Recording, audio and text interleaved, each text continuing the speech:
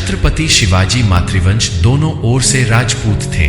पितृपक्ष से वह उस पवित्र वंश में उत्पन्न हुए थे जिसमें बड़े बड़े शूरवीर उत्पन्न हुए थे, जो वंश बहुत समय तक स्वतंत्र रहा, जिसकी संतान अपनी जाति और देश के लिए अनेक बार लड़ी और जिसने बहुत सी कठिनाइयों को झेलते हुए भी मुसलमानों से संबंध नहीं किया, जो आज तक अपनी इस पवित्रता के कारण समस्त राजपूतों में शिरोमणि है। हमारा यह संकेत उदयपुर के राणा वंश एक से है। मातृपक्ष की ओर से शिवाजी एक ऐसे ही प्राचीन राजवंश के हैं। मुसलमानों के आक्रमणों से पहले दक्षिण में यादव वंश के राजपूत राज करते थे, जिनकी राजधानी देवघर में भी, जिसे कुछ समय मोहम्मद तुगलक ने दौलताबाद के नाम से प्रसिद्ध किया। शिवाजी के नाना यादवराव जी उसी पूज्य राजघराने के थे। यद्यपि समय के उलटफेर के कारण राज्य की बागडोर हाथ से निकल गई थी, फिर भी यह वंश उस इलाके में प्रतिष्ठित और उच्च गिना जाता था। कुछ इलाके उस समय भी इनके हाथ में थे और मुसलमानी राज्य में भी इस वंश के। एक मुसलमानी इतिहास लेखक फीका लिखता है कि शिवाजी उदयपुर के राजवंश में से थे, किंतु उन्होंने अपनी जाति से नीच जाति की स्त्री से संबंध कर लिया था, जिसके फलस्वरूप एक पुत्र भी उत्पन्न हो चुका था। इसी कारण लज्जित होकर राजपूताना छोड़कर दक्षिण में जा बसे थे और उस लड़के की भी शादी एक मराठा वंश में कर दी थी। शिवाजी पितृपक्ष की ओर से उदयपुर के राणा वंश के थे। उदयपुर के शासक सूर्यवंशी क्षत्रिय सिसोदिया वंश के हैं।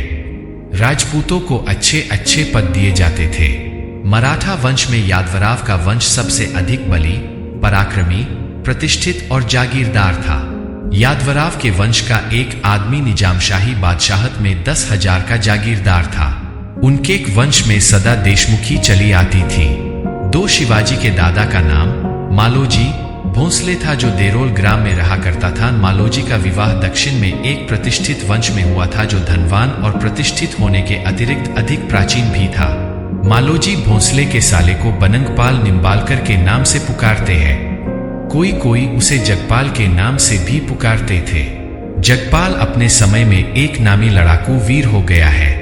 बीजापुर के राज्य में उसका वंश दूसरे नंबर का था, परंतु स्वतंत्रता की अभिलाषा ने जगपाल को स्वतंत्र लड़ाइयों और लूट मार करने पर प्रस्तुत कर दिया। जगपाल की बहन मालोजी को ब्याही थी। भोंसले उनके राजवंश की उपाधि थी। ठीक पता नहीं चलता कि यह भोंसले शब्द किस शब्द का अपभ्रंश रूप है। एक मुसलमान ने लिखा है कि भोंसले शब्द घोंसले का अपभ्रंश है, चूंकि इनका प्रथम पूर्वज अर्थात वह वीर जो पहले पहल राजपूताने से पिता के साथ महाराष्ट्र में आया, वर्षों तक जंगलों में भटकता रहा, इस कारण इसका घोंसला वंश हो गया, जो बिगड़ कर भोंसले हो गया। परंतु ग्रांटरथ साहब इसका कुछ और कारण बताते हैं। वे कहते हैं कि बहमनी वंश वालों के राज्य में इस वंश का एक मनुष्य एक पहाड़ी किले पर एक जानवर की कमर में रस्सी बांध कर गया। उससे पहले कोई उस किले पर नहीं चाहा था। वह किला बड़ा दुर्गम समझा जाता था। उस दिन से उसका नाम भोंसले पड़ा। दो मराठा शासकों द्वारा दिया जाने वाले अधिकारों का सूचक पद। भोंसले का बड़ा लड़का शाह जी भोंसले था। शाह जी का विवाह यादवराव की कन्या जीजीबाई से हुआ था। इस विवाह की भी एक अनोखी कहानी है। मालोजी भोंसले उसक साधारण जागीरदार थे और यादवराव एक बड़े जागीरदार और प्रतिष्ठित व्यक्ति थे, परंतु इन दोनों वंशों में अपूर्व प्रेम चला आता था। एक बार मालोजी भोंसले अपने बेटे शाह जी के साथ यादवराव के घर गए। उस समय बालिका जीजीबाई अपने पिता यादवराव के पास बैठी थी। दोनों को आते देखकर यादवराव बहुत खुश हुए और हंसते हंसते अपनी छोटी पुत्री जीजीबाई से पूछने लगे कि क्या तू शाह जी की स्त्री बनना पसंद करेगी। जो अन्य लोग वहां पर विद्यमान थे उनको संबोधन कर यादवराव ने कहा, यह क्या अच्छी जोड़ी है।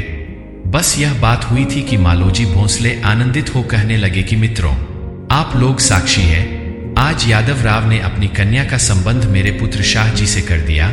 जीजीबाई आज से शाह जी की हो गई।